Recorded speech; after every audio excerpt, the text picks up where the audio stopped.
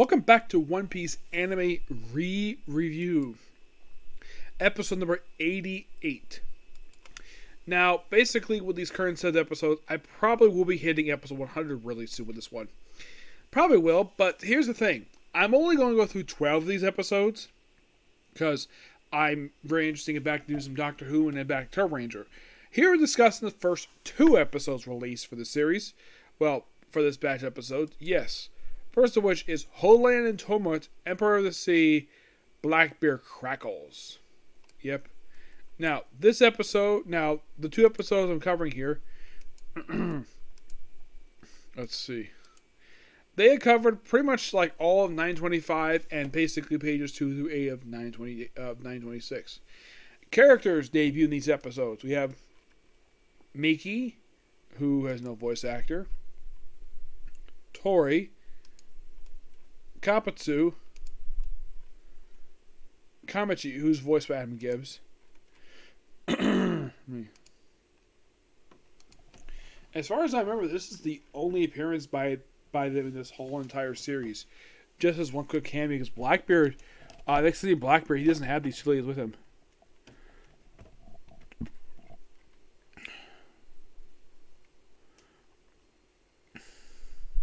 Well, there's also Kamakichi. He's a delivery man. He shows off the wine posters. Also, Ukon. He is voiced by Andrew Chandler. Jinjiro. Bradley Garth. Henry, a guy with tattoo on his face. He is voiced by Brian Hathaway. Yep, that's who voices him in the anime. Motojiro. He's another one of the people they're recruiting. No credit for his dub actor. Kano-sen. No credit for him, just seeing smiling. Kojiro. He is voiced by Ethan Gallard. There's also Dakatu, Matt Thurston. I can use the even Kyle Herbert play him. We also have Adi Kazburo. Shoot. Don't worry about that. This guy here, no credit for his voice actor just yet. For some reason. Yeah. There's also Wano Fusuro, who was a weapons manufacturer. He's voiced by Marcus Stem. And of course, we have 2 characters who currently appear in the current episodes. We have King and Queen. King is voiced by Gabe Kunda. And the way he voices him is almost like a stereotypical black jive.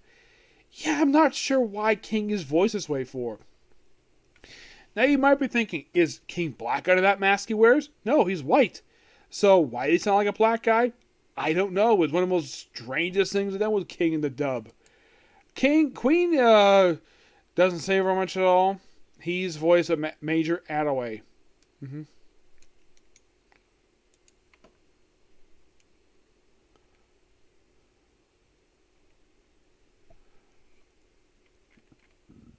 Yeah. It's almost like Funimation just got the weirdest voice actors to voice King and Queen. Oh yeah, and they see Jack is an embarrassment to them.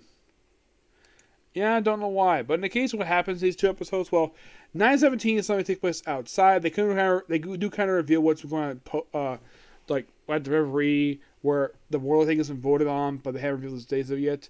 Gekamori is revealed to be alive. So, Panora, she goes out to see him. And you might be asking, does she return after this one? I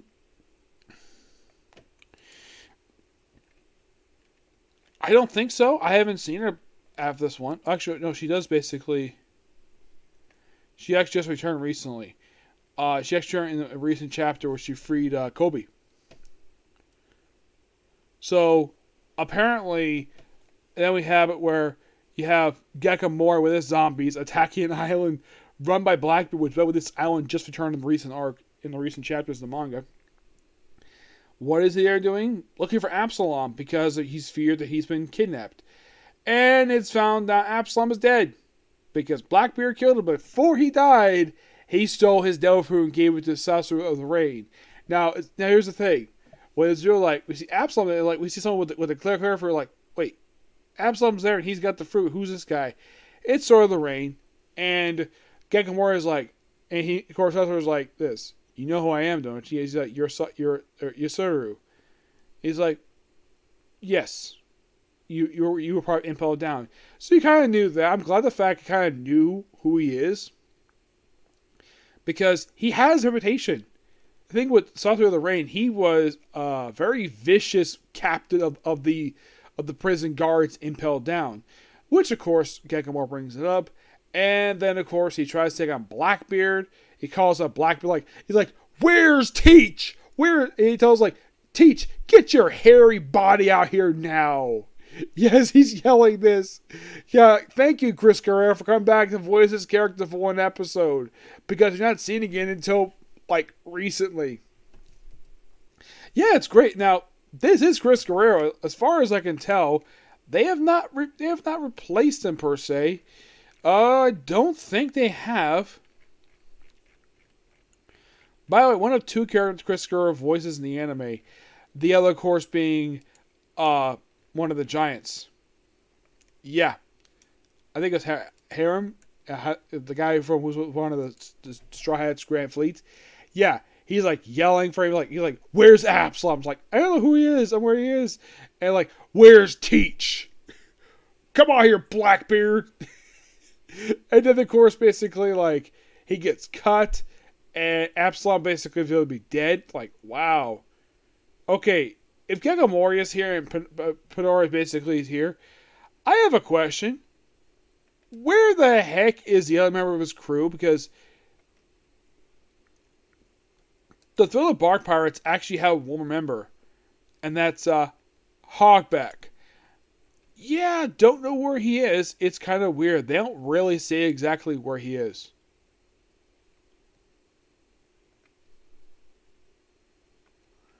Yeah, he just disappeared. He has not been seen in quite some time. But, yeah, it's something that Absalom is confirmed to be dead. Yeah, how the heck they found him is a complete mystery. He was basically a beasta.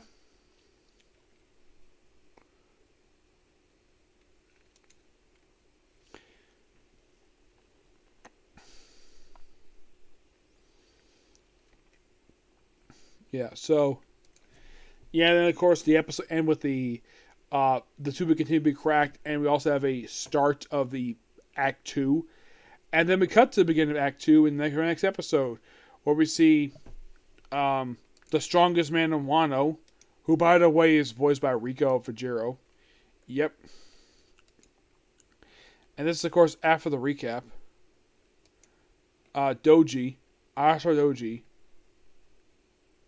Yep, it's Rico. And he fights, of course, Dogstorm.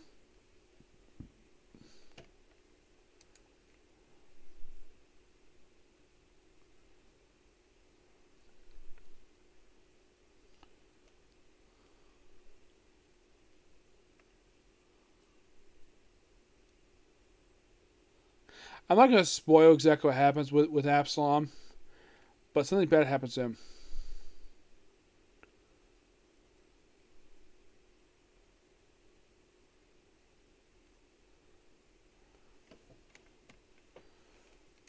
Yeah. So he basically he still respects Odin, but he does not respect the Kuzuka clan. I'm glad I'm glad Rico has it where he's respectful toward Odin, because he had a lot of love for him as basically someone he respects, but no respect for the Kuzuka clan. He has no respect to him at all. Not even Odin's son Momo. And of course, oh, you guys haven't changed. Oh, don't worry, he'll basically turn against him. And of course, Kinemura's oh, you'll join us. Don't worry about that. And of course, Ashura's we'll see. And he walks off, and he's not seen again for a bit. Don't worry, he'll be back. And of course, also we see Sanji cooking noodles for Frankie and Robin. You get the wanted post and stuff about this killer up in the north, which actually is Killer from the Captain Kidd Pirates. Yeah, this a little bit later. He's actually Captain Kidd Pirates. Yeah, I just know about this because basically, well, I'm watching the dub. I'm watching the arc right now. I'm gonna spoil that because basically it's a bit obvious, given by his appearance, it's him. Why is he basically become a serial killer? I'm not gonna reveal the reason for that just yet.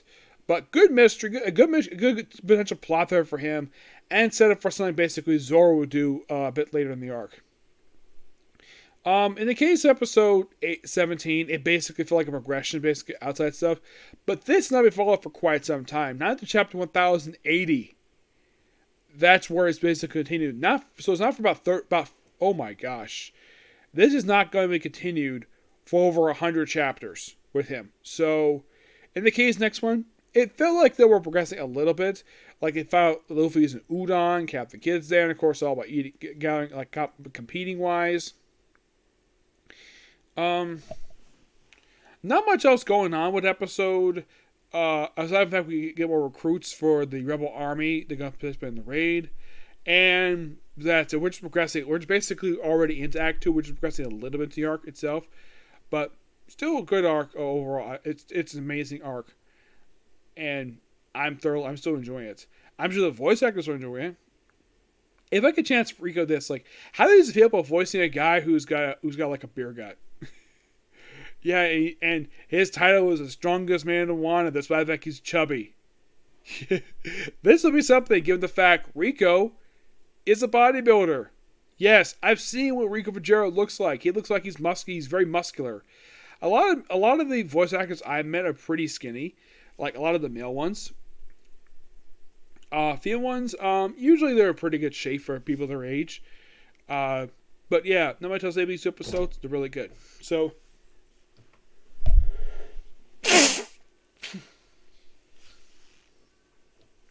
that's particularly review. Next up is going to be Dr. Stone. Yep, next video. Bye.